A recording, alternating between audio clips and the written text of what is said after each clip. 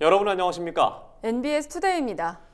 이번 주부터 국회가 본격적인 후반기 활동을 시작하면서 윤석열 정부 출범 후 첫 번째 대정부 질문이 이뤄졌습니다. 경제 분야에서는 경기 침체와 물가 이슈가 중점적으로 다뤄졌는데요. 농업 분야에서는 농산물 수입 확대 문제와 농업 재해 보험 확대, 인도 태평양 경제 프레임워크 IPEF 참여에 대한 질의가 나왔습니다. 이호철 기자가 전합니다.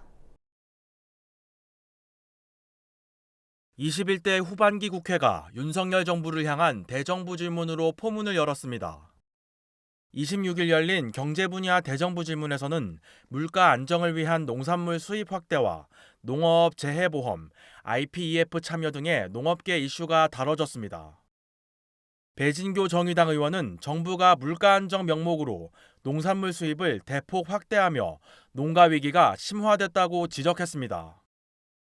축산업가는 가축의 집단 폐사와 전염병이 발생되면서 농어촌 위기가 다가오고 있습니다. 그런데 정부는 물가 안정을 이유로 농산물을 대거 긴급 수입했습니다. 물가는 잡았을지는 모르겠지만 농어민의 생존 위기를 더 가중시키고 있는 미봉책이라는 평가를 합니다. 그러며 농어민의 피해를 줄이기 위해 농어민들의 재해보험 가입을 의무화하고 보험 대상을 확대해야 한다고 강조했습니다. 이에 한덕수 국무총리는 농업 재해보험 확대에는 동의하지만 의무적인 가입보다 보험 가입에 따른 혜택을 늘려 농어민의 참여를 확대할 수 있는 방향으로 정책을 개선하겠다고 답했습니다. 가입을 의무화하는 것이 최적의 방법인가 하는 데 대해서는 좀 다른 방안도 같이 검토해야 되는 거 아닌가 이렇게 생각이 들어서요. 우선 그 보험 대상 품목을 확대한다든지 그럴 때의 부담해야 하는 자가 부담 보험료의 비율을 좀 인하한다든지 이렇게 해서 좀 농업 재보험 제도를 어떤 개선해 나가도록. 물가 대책과 관련해 추경호 경제부총리 겸 기획재정부 장관은 농축산물의 수입 확대로 밥상 물가가 조만간 안정될 것으로 전망했습니다. 하지만 농축산물 수입 확대에 따른 농가 피해 대책은 언급하지 않아 아쉬움을 남겼습니다. 해외에서 육류 들어오는 또는 마늘, 양파 등이 들어오는 것은 약간의 시차가 있기 때문에 이제 서서히 들어오기 시작해서 아마 앞으로 한두 달 좀 지나면서는 장바구니 밥상 물가가 조금은 부담이 좀 덜어지지 않을까.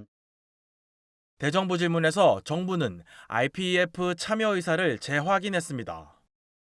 IPEF는 대중국 포위망 아니냐는 김경협 더불어민주당 의원의 질의에 한덕수 국무총리는 IPEF는 경제 파트너십이라며 우리나라가 국제적 협력 틀에 참여하는 것이 옳은 방향이라고 말했습니다.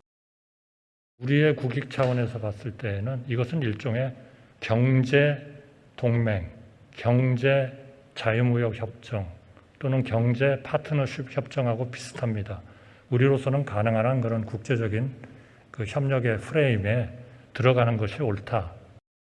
한편 국회는 상임위원회별 여야 간사를 선임하고 소관 정부기관의 업무 보고를 이어가는 등 후반기 일정에 박차를 가할 계획입니다. MBS 이호철입니다.